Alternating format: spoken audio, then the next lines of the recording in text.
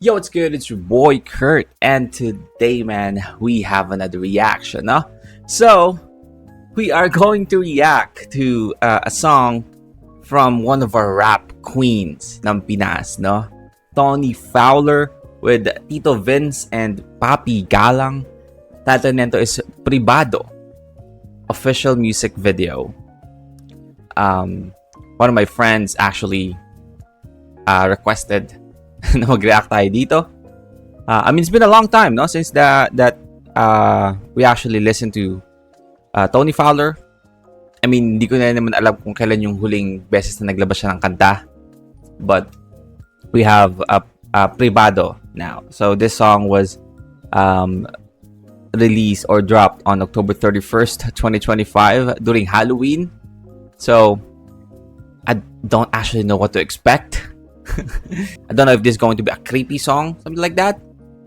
But ang title kasi is Privado, so I'm really curious. Alam naman natin kung ano yung mga klase ng mga tema and topics ni Tony Fowler sa kanta niya. But let's see, no? Let's see. Without further ado, man. Let's get it.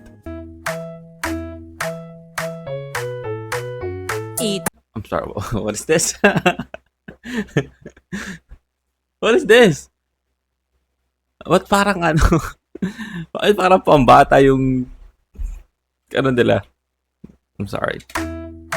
Privado. Parang yung mga palabas sa GMA tuwing weekend na mapapanood mo na tuwing umaga. Ito ay pribado, sensitibong usapan. Okay. Dapat seryosohin at di dapat pagtawanan. Ito ay pribado, pwedeng banggitin I'm sorry. ito. What the hell? Ito ay pribado, sensitibong parte ko. Ang labi ay Sensitibong parte ko. Now we are on the lips, sa labi. Pag-uusapan ba natin dito yung mga parte ng katawan? Ha? Man. ay pribado, pwedeng banggitin ito. Ito ay pribado. That is a little bit contradicting, no? Kung pribado, bakit pwedeng banggitin? Sorry, I'm reading too much sa lyrics. Seryosohin at di dapat pagtawanan. Ito ay pribado, pwedeng banggitin ito. Ito ay pribado, sensitibong parte ko. Ang labi ay pribado, wag basta pahalikan sa kung sino-sino. Bawal yan, bawal yan. Ang Ito? dele ay pribado, bawal. With melons. With melons. Bawal yan, bawal yan. Ang dede ay pribado, bawal ipakita to. Hindi dapat hawakan. Bawal yan, bawal Totoo? yan. Mali yan! Mali yan! Okay? Huwag mo kong hawakan! Isusumbong kita kay nanay at kay tatay! Pribado!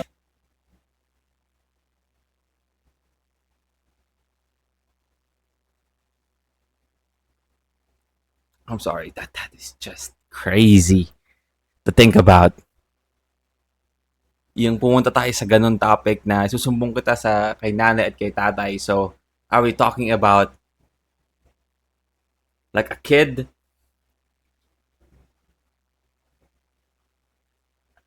Maybe we have a lesson in here. We're not gonna judge first. Oh, that's crazy.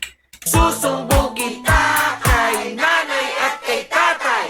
Pribadong parte ng katawan iniingatan! Mali yan! Mali yan! Huwag mo kong hawakan! Ang puwet ay pribado, bawal ipakita to. Hindi dapat hawakan. Bawal yan, bawal yan. Ang titi ay pribado!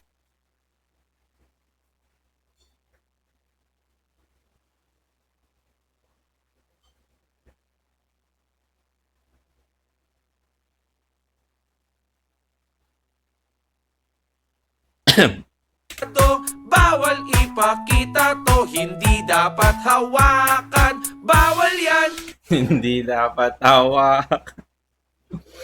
bawal yan. Ang pepe ay pribado, bawal Bawal ipakita to, hindi dapat hawakan. Bawal yan, bawal yan. Mali yan, mali yan. Huwag mo kong hawakan. Isusumbong kita kay nanay at kay tatay. Pribadong parte ng katawan iniingatan. Mali yan, mali yan. Huwag mo kong hawakan. Ito ay pribado, sensitibong parte ko.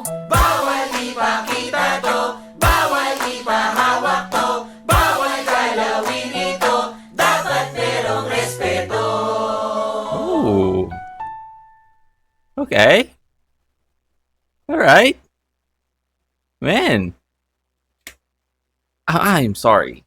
Okay, I'm sorry for the reaction. No, syempre, nag-guilt lang ako sa mga, sa lyrics natin. But you know what? Man, we have actually a lesson here. Man.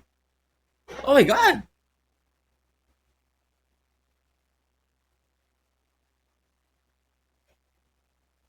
Wow. All right. Well, again, that is Tony Fowler, Tito Vince, Papi Galang, Pribado. Man. You know what? I am just shocked sa twist na to. Nung umpisang part pa lang ng kanta, nung nasabi nila na, again, parang susubukot na kanani at kay tatay, nagkaroon ako ng idea eh. Na I am just very shocked sa, you know, sa sa sobrang straightforward ng lyrics. But I guess that's okay. If you think about it, you know, pag pinainggan mo yung buong kanta, you know, it raised awareness about this type of topics, you know, like sexual abuse sa mga kabataan. I mean, I've just found a new respect to Tony Fowler, Tito Vince, and Papi Galang as well. Oh man, that's fucking awesome. I mean, you know what? That is how you use your platform as a you know, social media influencer. You know, nilalagay niya yung sarili niyang humor, because we all know Tony Fowler, meron siyang, you know, medyo sexual humor sa mga bagay-bagay, yung mga jokes niya is, you know, medyo ganon. But on this context or in this situation, yung humor niya nilagay niya doon because I guess everyone is going to expect na siguro most probably ganito na naman yung topic niya. But the twist at the end, no? And also, you know, yung pinaka-message, kung papainggan mo ng maigi, yung pinaka-message ng kanta is malalim. Oh my God. Yeah, man.